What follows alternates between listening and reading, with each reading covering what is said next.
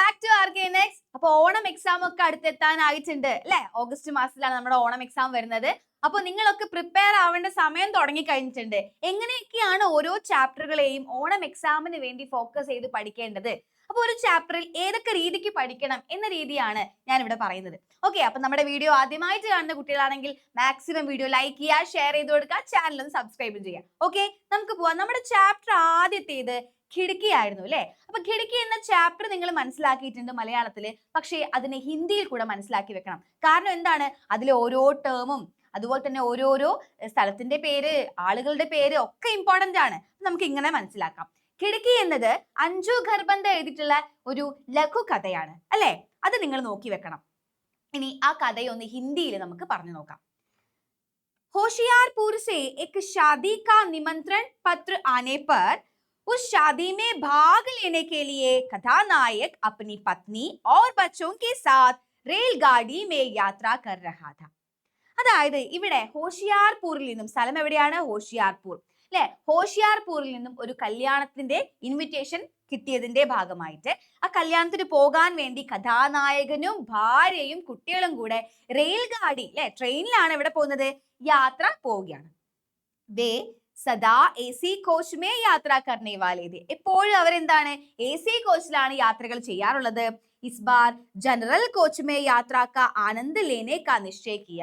ഇത്തവണ അവർ ജനറൽ കോച്ചിൽ പോയി ആ ജനറൽ കോച്ചിൽ പോകുന്നതിന്റെ ആ ഒരു അനുഭവം, സന്തോഷം ഒക്കെ അനുഭവിക്കാമെന്ന് വിചാരിക്കുകയാണ്. പെഹലെ ബീവി ബച്ചേ ജനറൽ കോച്ച് മേ ജാനേ പർ നാരാസ് ഹുയേ. ആദ്യം തന്നെ ഇവിടെ ഭാര്യയും അതുപോലെ തന്നെ കുട്ടികളും എന്താണ്? ജനറൽ കോച്ചിൽ പോകുന്നതിൽ കുറച്ച് താല്പര്യം അങ്ങനെ കാണിച്ചില്ല, അത്രയധികം പ്രകടിപ്പിച്ചില്ല. പർ ബാത് മേ മാൻ ഗയേ. പക്ഷെ ശേഷം അവർ സമ്മതിച്ചു.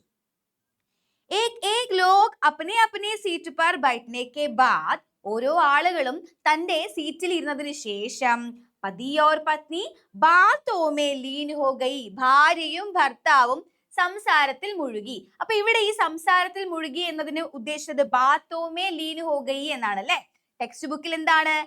മഷ്ഗൂൽ ഹോ ഗയി എന്നാണ്, അതായത് ലയിച്ചു എന്നാണ് അവിടെ ഉദ്ദേശിച്ചത്. നോക്കാം. इस समय एक सावली सलोनी कचरारी आंखों वाली युवती जम्मू की शॉल बेचने के लिए जनरल कोच में आई. ഇതിന് ഈ സമയത്താണ് എന്ത്? സാവലി സലോനി കച്ചരാരി ആംഖോം വാലി യുവതി, നമ്മുടെ ഷോൾ വിൽക്കുന്ന പെൺകുട്ടിയുടെ പ്രത്യേകതയായിരുന്നു അല്ലെ ഇത് ഇമ്പോർട്ടന്റ് ആണ്. അപ്പോ എന്താണ്? സാവലി സലോനി കച്ചരാരി ആംഖോം വാലി യുവതി ഷോൾ വിൽക്കാൻ വേണ്ടിയിട്ട് അങ്ങോട്ടേക്ക് വരും. ഇനി യുവതീനെ കഥാനായകി പത്നി സേ, കഥാനായകന്റെ ഭാര്യയോട് ഷോൾ ഖരീദനെ കേ ലിയേ ജായ് പ്രകട് കി. ജായ് പ്രകട് കി എന്ന് പറഞ്ഞാ ടെക്സ്റ്റ് ബുക്കില് ഇസ്രാർ കർ ദിയ അല്ലെ? നല്ലോണം നിർബന്ധിച്ചു, നന്നായിട്ട് നിർബന്ധിക്കുക ചെയ്യുന്നത്. ഏക് ഷോൾ കാ ദാം 250 രൂപയെ ഹെ. അപ്പൊ ഒരു ഷോളിന്റെ വില എന്ന് പറയുന്നത് 250 രൂപയാണ്. യേ സുൻകർ പത്നി യുവതി സേ അസഹിഷ്ണുത പ്രകട് കി. അപ്പൊ ഇത് മനസ്സിലാക്കിയപ്പോ നമ്മുടെ പത്നി എന്ത് ചെയ്യാണ്? ആ യുവതിയോട് അത്ര താല്പര്യം അങ്ങോട്ട് പ്രകടിപ്പിച്ചില്ല.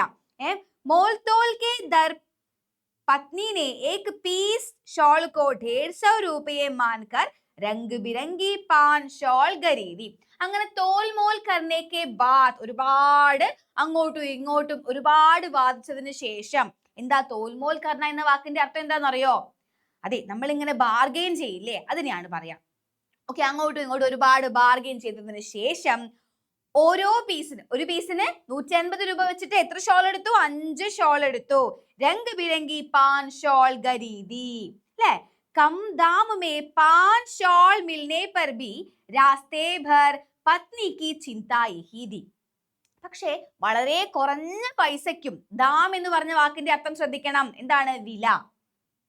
Come Dham may pan shawl Milne പർ, വളരെ കുറഞ്ഞ പൈസയ്ക്ക് 5 ഷോള് കിട്ടിയതിന് ശേഷവും രാസ്തേ ഭർ, വഴിയിലുടനീളം പത്നിക്ക് ചിന്ത യഹി ഥി, നമ്മുടെ ഭാര്യ, ഈ കഥയിലെ കഥാനായകന്റെ ഭാര്യയുടെ ചിന്ത എങ്ങനെയായിരുന്നു?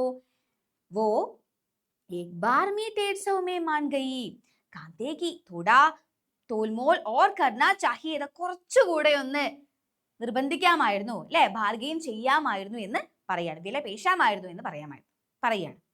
ഈ സമയത്ത് കഥാനായക് അല്ലെങ്കിൽ പതി, കഥാനായകൻ തന്നെയാണ് ഇവിടെ പതി അല്ലെ, ഭർത്താവ്, സോച്ച് രഹാ था, അവർ ചിന്തിക്കുകയാണ് എന്ത്, മേരെ പിതാ ഭി റെയിൽഗാഡി മേ സാമാൻ ഭേജ് ജബ് ധക്കെ ഹാരെ ഘർ ആത്തെ, എന്റെ അച്ഛനും ഇതുപോലെ തന്നെ റെയിൽഗാഡിയിൽ സാമാൻ ബേച്ച് കർ, സാധനങ്ങൾ വിറ്റ്, ധക്കെ ഹാരെ വളരെ ക്ഷീണിതനായി, ഘർ ആത്തെ വീട്ടിലേക്ക് വരുന്ന സമയത്ത്, തോ ഉൻകി ഉൻകി ചെഹരേമേ, അങ്ങനെയാണ് ഉൻകി ചെഹര എന്നാണ് ഇവിടെ, ഉൻകി അല്ലെങ്കിൽ ഉൻകി ആംഖോമേ, ഉൻകി ആംഖോമേ ഭി വഹി നമി ധി, അവരുടെ കണ്ണുകളിലും ഇതേ നനവുണ്ടായിരുന്നു.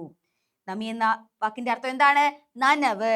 ജോ ആജ് ഉസ് യുവതി കി ആംഖോമേ ഭി, ഇന്ന് അവരുടെ കണ്ണുകളിലും ഇതേ കണ്ണുനീരാണ് ഞാൻ കാണുന്നത്. അപ്പൊ ഇത്രയുമാണ് ഈ കഥയെ ഒന്ന് സമ്മറൈസ് ചെയ്താൽ. ഓക്കെ, ഇനി ഈ കഥയിൽ പ്രധാനമായിട്ടും പഠിക്കേണ്ട ഒരു പേജ് ഉണ്ട്, എന്താണ്, പേജ് നമ്പർ 10. അത് നിങ്ങൾ കൃത്യമായിട്ട് പഠിച്ചു വെക്കുക. ആ പേജിൽ നിന്നാണ് നിങ്ങൾക്ക് പട്കഥയും കോൺവെർസേഷനും അതുപോലെ ഇൻട്രസ്റ്റിംഗ് ആയിട്ടുള്ള കുറെ കാര്യങ്ങൾ, 2 മാർക്കിന്റെ ചോദ്യങ്ങളൊക്കെ വരിക. ഓക്കെ, എത്ര രൂപയാ, ഒരു മാർക്കിന് ചോദ്യമായിട്ടുള്ള എത്ര രൂപയായിരുന്നു ആദ്യം ഷോളിന് പറഞ്ഞത്, അവരുടെ പ്രത്യേകതകൾ എന്തൊക്കെയാണ്, ആ ലേഡിയുടെ, അതായത് ഷോള് വിൽക്കാൻ വരുന്ന പെൺകുട്ടിയുടെ പ്രത്യേകതകൾ എന്തൊക്കെയാണ്, ഇതൊക്കെ ചോദിക്കുക. നമ്മുടെ പേജ് നമ്പർ 10ലാണ്, വളരെ ഇമ്പോർട്ടന്റ് ആണ്, അത് കൃത്യമായിട്ട് പഠിക്കണം. അപ്പൊ നമുക്ക് അടുത്ത പാർട്ടിൽ ഈ ചാപ്റ്ററിൽ നിന്നും വന്നിരിക്കുന്ന PYQ ക്വസ്റ്റ്യൻസ് ഡിസ്കസ് ചെയ്യാം. Okay, by.